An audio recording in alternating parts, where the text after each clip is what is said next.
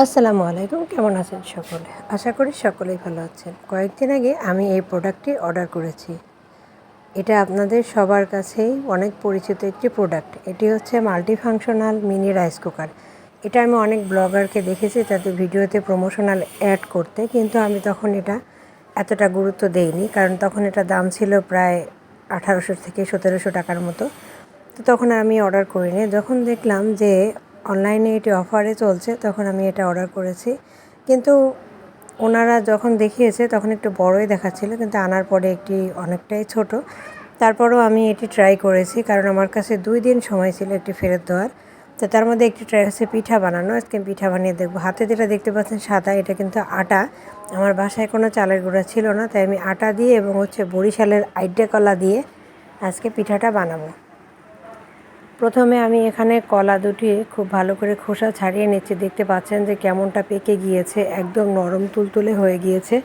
এবং এখনই হচ্ছে এই কলা দিয়ে এই পিঠা বানানোর সময়। তো এটা অনেকে তাল বড়া বলে, কিন্তু আমি আজকে কলা দিয়ে ট্রাই করব। তার জন্য কলা নিয়েছি, দেখতে পাচ্ছেন।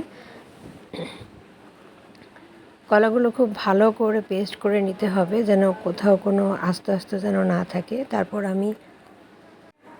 আমি এর মধ্যে একটু আটা দিয়ে দিব। খুব বেশি পরিমাণে দিব না, অল্প একটু হলেই হয়ে যাবে, কারণ এটাই হচ্ছে কলার পরিমাণটা একটু বেশি থাকতে হবে, সেক্ষেত্রে খেতে অনেকটা ভালো লাগবে। যেহেতু চালের গুঁড়া নাই, তাই পিঠাটা শক্ত হবে না, একটু নরমই হবে আটা দেওয়ার কারণে। তো আজকে আটা দিয়ে বানিয়ে দেখছি। আসলে বানানোর উদ্দেশ্য এই মিনি কুকারটা ট্রাই করা, যে আসলে এটা দিয়ে ওনারা বলেছে সব কিছুই এখানে ভাজা যাবে। তো পিঠাটাও ভাজা যাবে কিনা সেটা দেখার জন্য আমি খুব ভালো করে কলাটা পেস্ট করে নিচ্ছি। দেখতে পাচ্ছেন কলা এবং আটা একসঙ্গে দিয়েছি, তার মধ্যে দিয়েছি চিনি। আমি এখানে কোনোটার পরিমাণ দেখাই দিইনি। আমি যতটা মিষ্টি খাই এবং সেই পরিমাণে মিষ্টি নিয়ে নিয়েছি, এবং লবণ দিয়েছি 2 চিমটির মতো। অনেকে লবণ পছন্দ করেন না মিষ্টি খাবারের মধ্যে, তারা স্কিপ করতে পারেন, কোনো সমস্যা নেই। লবণ দিতেই হবে এমন না, কিন্তু আমি লবণটা দিয়েছি, কারণ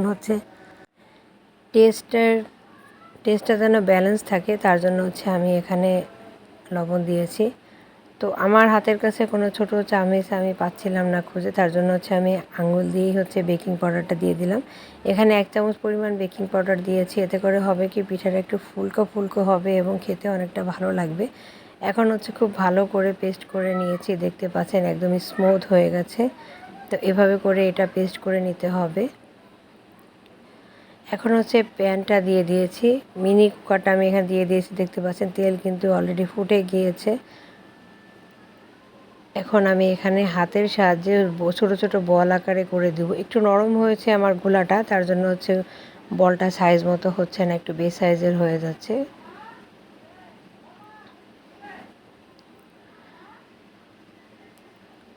ওনারা বলেছে এতে আপনি সব কিছুই ফ্রাই করতে পারবেন, রান্না করতে পারবেন, একদম মাল্টি ফাংশনাল।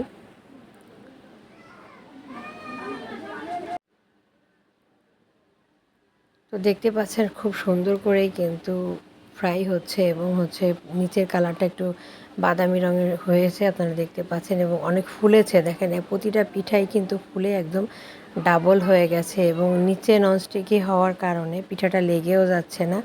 খুব সুন্দর করে হয়ে গেছে পিঠাটা, দেখতেই পাচ্ছেন। আসলে জিনিসটা ছোট হলেও অনেক কাজের, আমার অনেক পছন্দ হয়েছে। আমি এটা অর্ডার ফেরত দিতে চাচ্ছিলাম, যেহেতু আমার কাছে 2 দিন সময় ছিল। ওনারা বলেছে আপনি 2 দিন রান্না করে দেখতে পারেন, যদি আপনার কাছে ভালো মনে না হয় সেক্ষেত্রে আপনি এটা ব্যাক করতে পারবেন।